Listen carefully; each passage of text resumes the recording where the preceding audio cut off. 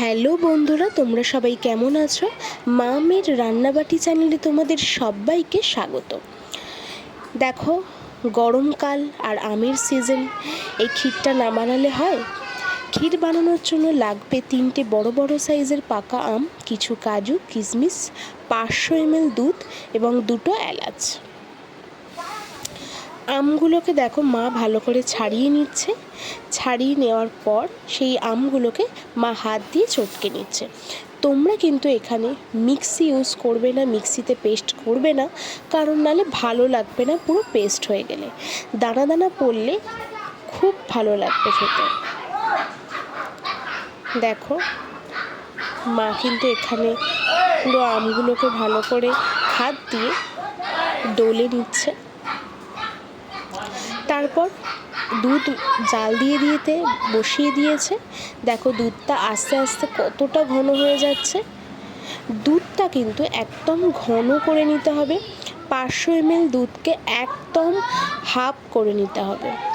আস্তে আস্তে লো আছে, দেখো গ্যাসটা কিন্তু এখানে একদম লো আছে তোমরা কিন্তু এখানে আস্তে আস্তে জাল দিয়ে নেবে।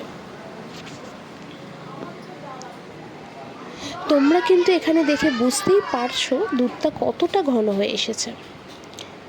দেখো একটা মোটা সর পড়ছে, কিন্তু সরটা পড়তে দিলে হবে না। সরটা যখনই পড়বে তোমরা কিন্তু খুন্তি বা চামচের সাহায্যে সেটাকে নাড়িয়ে নেবে। তার মধ্যে একটা কড়ার মধ্যে এই আমের পাল্পটা দিয়ে দিয়েছে। আমের পাল্পটা জাল দিয়ে নিচ্ছে। দেখো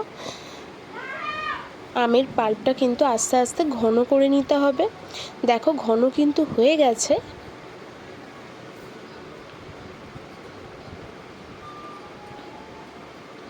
তারপর এর মধ্যে পৌনে বাটি চিনি দিয়ে দিতে হবে।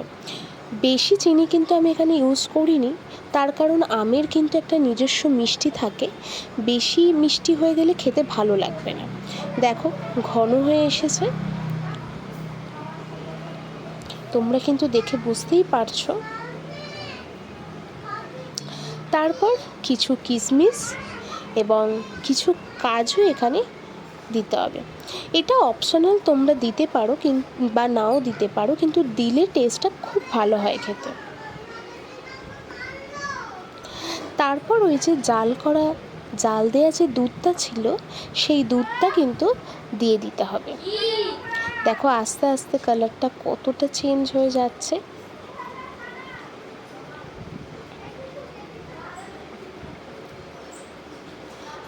কম সময়, এটা একদম কম সময় হয়ে যায়। তোমরা কিন্তু বাড়িতে ট্রাই করে দেখো এবং কেমন লাগলো রেসিপিটা আমাকে কিন্তু কমেন্টে অবশ্যই জানিও।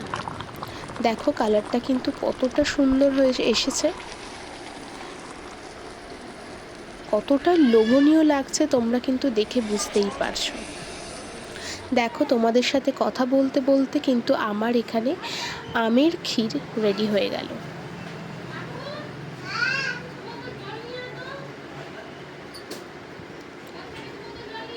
একদম কম সময় হয়ে যায়। দেখো কতটা সুন্দর লাগছে।